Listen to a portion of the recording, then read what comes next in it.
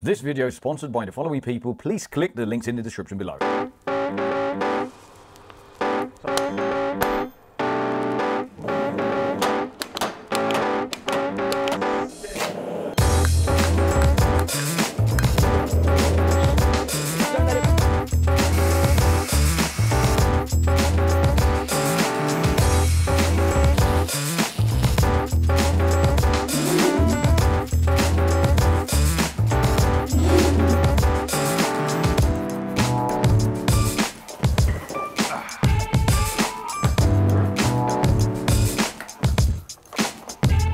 So I'm just going to have a look through and select something that I think is going to go nice with the blade. I'm going to do a one-piece handle on this blade because I like them. It's basically more canvas to show off the nice wood. Like I say, I'm a bit of a wood junkie.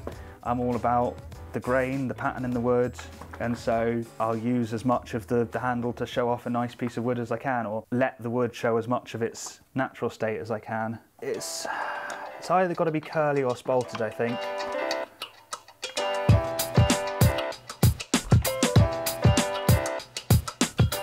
That's an option. That's definitely an option. And then another thing to consider, I'm mostly considering the looks at the moment, but I'm also going to consider the weight. So this is fairly light, so I'm going to exclude any ironwood, any micarta. I need something that's a medium weight of wood. I don't like anything that's light. Ideally, we want everything to sink, but that's a pipe dream. Sinking water, that is. I think I'm gonna go for this spalted beech. Beech is a fairly plain wood, but a bit of spalt in there gives it something to look at. I think this is gonna end up quite nice, and the sort of black flecks and the waves, I think, are gonna match the sort of core and cladding sort of contrast between the black and the white and the greys. So I'm gonna go with this piece of spalted beech. Cool. So yeah, the next thing to do, this block is already very nicely square. I've spent some time to make sure this piece is square. All these sides and this side. This side is, but this side's not, the one that will be the bottom is not as important.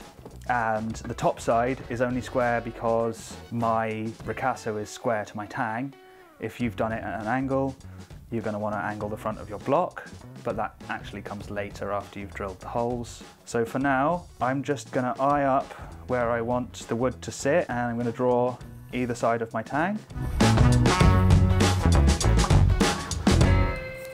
You can see there where we're going to want to drill the hole, and I'm going to turn that up on end and extend those lines all the way across the surface. So now I've got my top and bottom of my hole, and now I just need to find the middle of the block. Oh, beautiful. 30 mil. This pair is my adjustable scribe, not my measuring calipers. Keep a nice pair and a scribing pair. The last thing to do before I get to drilling is I need to know what size of hole to drill. A fairly accurate reading of how thick the tang is. So the tang at the thickest point is 4.72 millimeters, and then the ricasso itself is a little bit thicker, so that is 5.2 millimeters. That's beautiful. Those are really nice sizes. What I can do is I've got some, I can't remember what size they are off the top of my head, 5/32 or something like that, but it comes out to 4.8 millimeters. So if you remember, this is 4.6 and this is 5.2. A 4.8 millimeter is going to fit this part and fit up to that part beautifully. So I couldn't have planned that out better if I tried. That's just pure luck though, really. So I'll go find the right size of drill bit, and then we'll get set up by the drill press.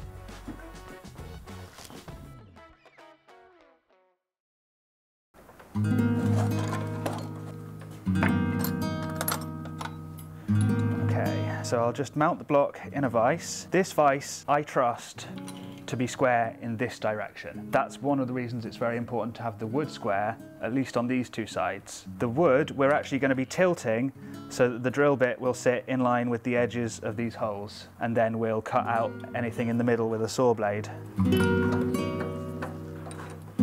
At this point, I'll wind the drill all the way down outside of the block and then move the block until the edge of the drill bit lines up with one of those lines that I've drawn, and then I'm going to come up to the middle. turn the drill on, make sure I'm right in the right spot, and then I know that I want to go down all the travel that this drill has and a bit. Remove all this dust, and then we're going to loosen the vise up again and tilt the block over so that the drill is now in line with the other line that I've drawn on the other side of the tang. Again, make sure you're right in the middle, otherwise if these two lines are out of line, your knife is going to end up being not square with this block, which is okay. Regardless of whether I think the block is square, I will always measure and re-square the block to the knife.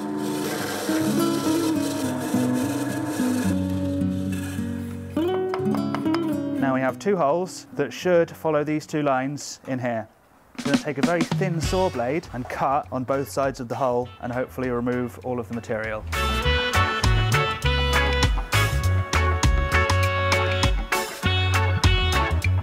So this is the tool I'll use for the next step. This is called a handle broach. These ones specifically are made by a maker in South Africa. If you know, you know. Basically put it into the hole right at the edge and then just pull back and that removes material. If you shove it in too far, you're going to end up cutting into the top of the hole, which I don't want. So just slowly and steadily hit with this. I'll cut all the way down one side of the hole and then I'll switch over to the other corner and do the other side. You really can't go too slowly here. Obviously, if I pull too hard and then go and dig into this side of the hole, that's also an issue. Right, so that's one side of the hole cleared. I'll shift over to the other side.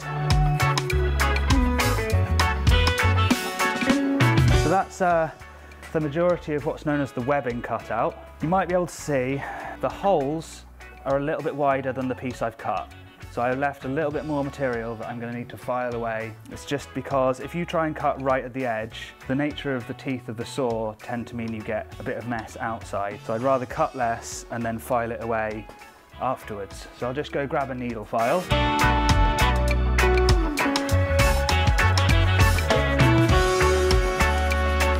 I'm going to grab the blade and do a test fit.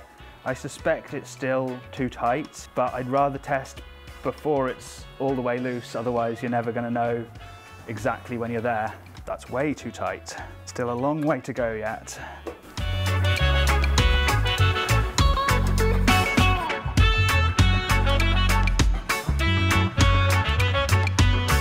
Right, can have another little test fit. Oh, it's very close. I don't necessarily want to hit it on there, as you could end up cracking the wood.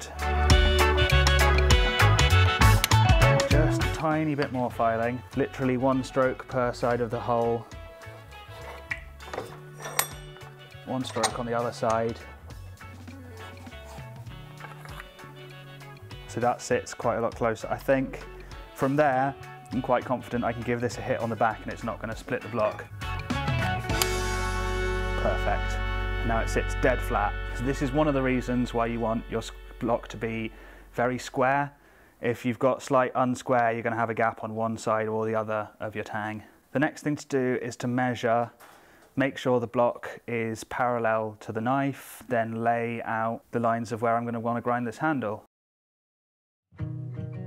With the middle of the blade, with wherever it lands on the block, that looks really good.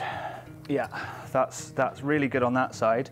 Now, just because it's centered on the top doesn't mean it's going to be centered on the bottom. We could have got it twisted. This is way better than my average. I've got to be honest, I've got lucky here somehow. I'm going to check for if the block is square this way by taking a piece of known parallel material, in this case just some micarta, and lay it next to the ricasso. I picked the right size material as well. I don't know if you can see, the wood lines up directly with the material. And then if I take it to the other side, the wood lines up directly again, which means we're dead square. That's beautiful. That happens twice in 100 times. Normally, there'd definitely be some grinding to do here. So I might as well show what I would normally do just so that I'm not leaving you in the dark. So I would normally take a pencil, mark where I think the center line of the handle is. So I'd mark the top, flip it over, do the same, mark the bottom. I'm not actually getting this accurate here, I'm just illustrating. and then I'll check if the line here and here, I'll match those up with a line there. That lets you know if it's completely wonky or if it's fairly straight. And then I'll do the parallel material next to the ricasso. And then I will measure the distance from the center line here to there and here to there, and then measure the distance from the center line here to there, and make sure that these are at least equal, and these are at least equal and smaller than these. So I don't necessarily 100% need this to be 100% square right now, as long as it's all even and this side is smaller than this side, because I want the handle to taper eventually. On this block, I'm really amazed by how little work I need to do. I can actually just start laying out the handle immediately. For that, I'm going to draw a line right at the top of the blade and right at the bottom of the blade, and then extend those out onto the side of the block. Now I want the top to stay in line with the spine of the knife. So I'm going to lay a ruler diagonally across the blade and the block like that. And then for the bottom, I'm going to start with parallel to the top, and then I'm going to shift over by a couple of degrees to make sure it tapers. Not much to take off this block. So then I'll run over to the grinder and I'll grind this side and this side, making sure the table on the grinder is set really nicely to 90 degrees, otherwise I'll mess up this nice square block that I've got. Right, I need to take the handle off, which I've done a good job of fitting it. I have a tool for this. This is just a piece of wood. Mine has a piece of leather glued to it. You don't need to have that for yours. Hold the blade, not the handle, and the piece of wood. A couple of taps. Do it somewhere you're not going to mind your handle dropping off. Knocks the handle straight off. Really handy, that. So, got my handle separately. I'll run over to the grinder and grind down these two lines, and then I'll lay out the rest of the handle.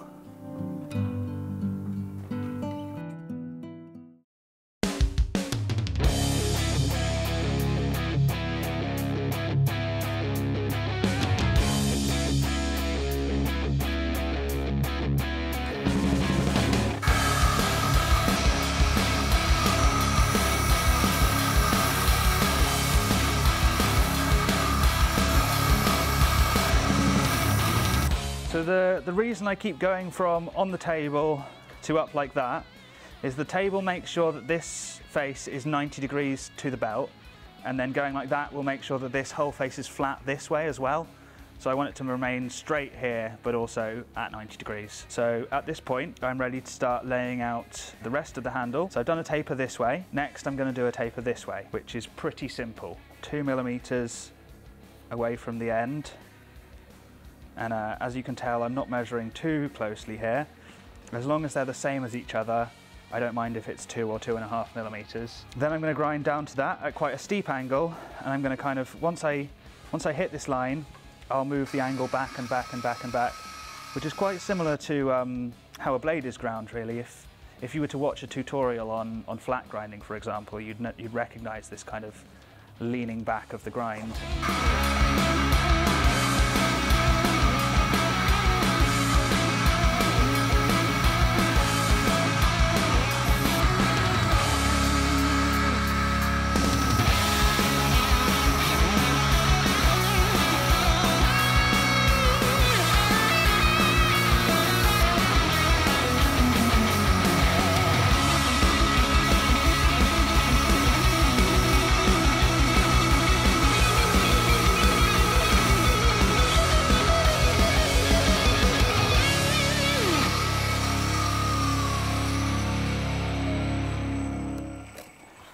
Okay, so now we have a block that tapers this way, and now we're just going to lay up some corners to cut off it, essentially. There's a couple of ways I do this. With this particular wood, the grain is quite funky, so I'll do it on the grinder. If I was using something quite regular, like olive wood or maybe African blackwood, I would actually do it with a hand plane. I have a jig that holds it at 45 degrees, which is just a square groove cut in a piece of plastic. Put your handle in there, block on there, and then you can literally just plane with the plane sat dead flat, and you know it's going to be at 45 degrees.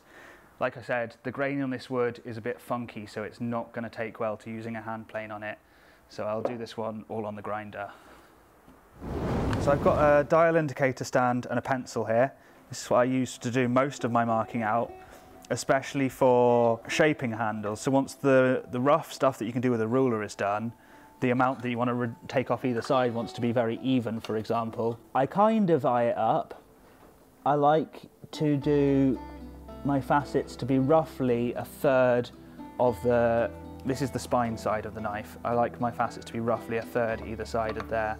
So I'll set the pencil up, lock the indicator down, and then I can draw lines all the way around the outside of the block, dead even all the way around. And then I'll switch over to the other side.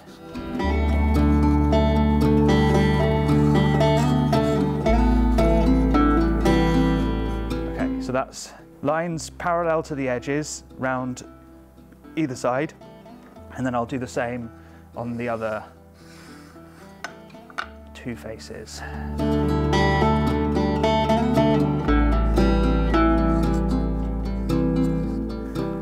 Right, there we go. So if I now grind a flat face between this line and this line, guaranteed to be 45 degrees and tapering down towards the front of the handle. So I'll go hit the grinder. I'm going to grind these mostly directly upright so that I can look down at the crosses on the end of the wood and see where I need to grind to. So pop straight over to the grinder. Don't forget to put my mask on.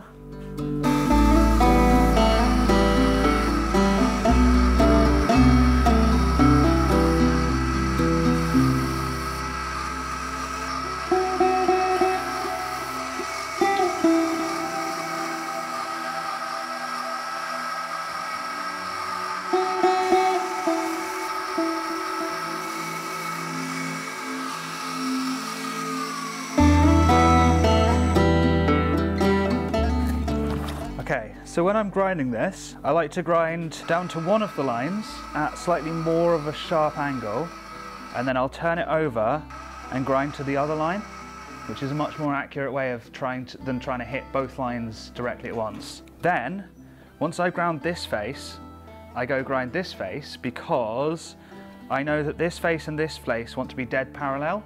So as I'm lining it up with the grinder, I'll be checking that this face here is flat with the belt, and then once I've got both of those faces done, I'll switch to one of these faces which I know want to be at 90 degrees to this face. So I'll get these two faces looking like they're heading straight to the grinder, and then grind this one, and then I've got three faces, so two 90s and one parallel before I do that face. And that should give you a perfect octagon. The last thing to do is just very lightly break these corners and very lightly break these corners, and I also put a bevel on this face, which I'll show in a minute.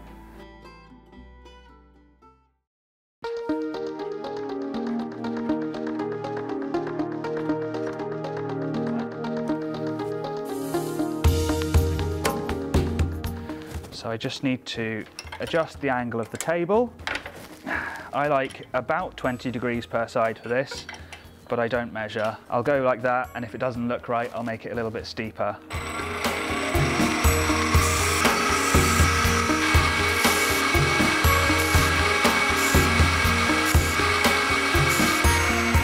And that's ready to move on to finishing by hand. It's quite important to test it out because I might get to this point and decide it feels a bit too bulky and that I'd like to taper it some more. Oh, that feels pretty good to me.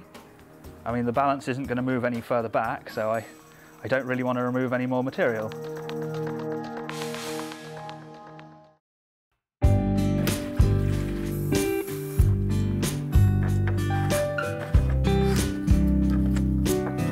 Oh, that's going to be way better. All of the scratches at the moment are going this way. Ideally, I would just go like that, finish the handle straight, but I'm not going to know if there's a hidden 50 grit scratch. So to start with, I'm going to go diagonally.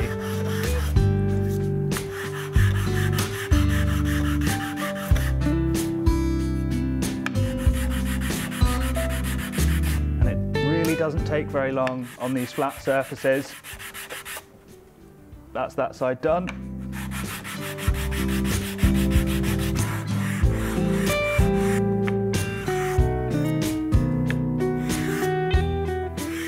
So So one thing you could do, if you're having trouble remembering which sides, I could have put a bit of pencil on each one of these, and then as you sand the pencil away, you know which sides you've done.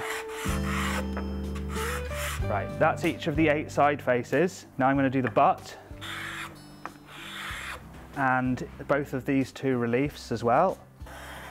And then the final face that's still at 50 grit is these tiny chamfers here. That's that one done. I'm gonna just switch grit to 1 higher grit so that I can take all the scratches straight, because that's gonna look just slightly better in the end. So this is a 320 grit. Normally I like to take handles up to at least a 400 grit. Personally, this wood's quite soft. I don't actually think there'll be any benefit between a 3 and a 400. And I don't like to go much above 400, depending on the wood, but essentially the smoother it is, it gets kind of sweaty. I think we'll call that done. So I'll go grab a bit of oil. So I'm just going to use the tang to hold the blade so that I don't touch the handle at all with my grubby hands. And then I always use True Oil because I know very little about wood finishing, to be honest. I know that it's a whole world of its own. I've entered it just enough to find an oil that I like and then get the hell back out. Yeah, the colour really comes on this beech as soon as you put the oil on it. Lots of whites and greys to then quite a lot of yellows and browns.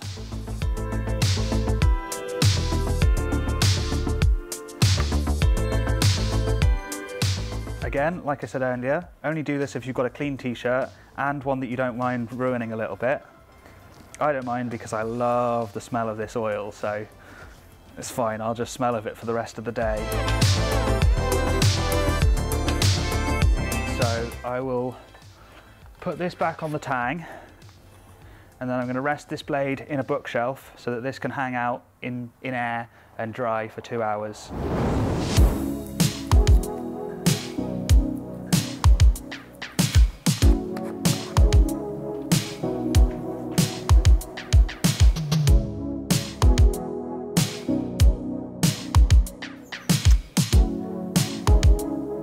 Thank you for watching. I hope you've enjoyed. I hope you've maybe learnt something or gained some insight on the process. Yeah, maybe hopefully it inspires you to check out some handmade knives, maybe have a go at making your own knife, gets you interested in the science behind it. I think that's great. If you have any questions about what I've done, either put them in the comments or get in touch with me directly. Got Cutlery on pretty much all platforms. I'm always happy to answer questions, whether you're a maker or a potential client or you're just curious. I love sharing the knowledge, so please get in touch any way you like. You can also get in touch with me via Avalon Forgecraft. That's a separate brand that I'm also highly involved with, so anywhere over the email there. And that's also where you can find my knives, is avalonforgecraft.com.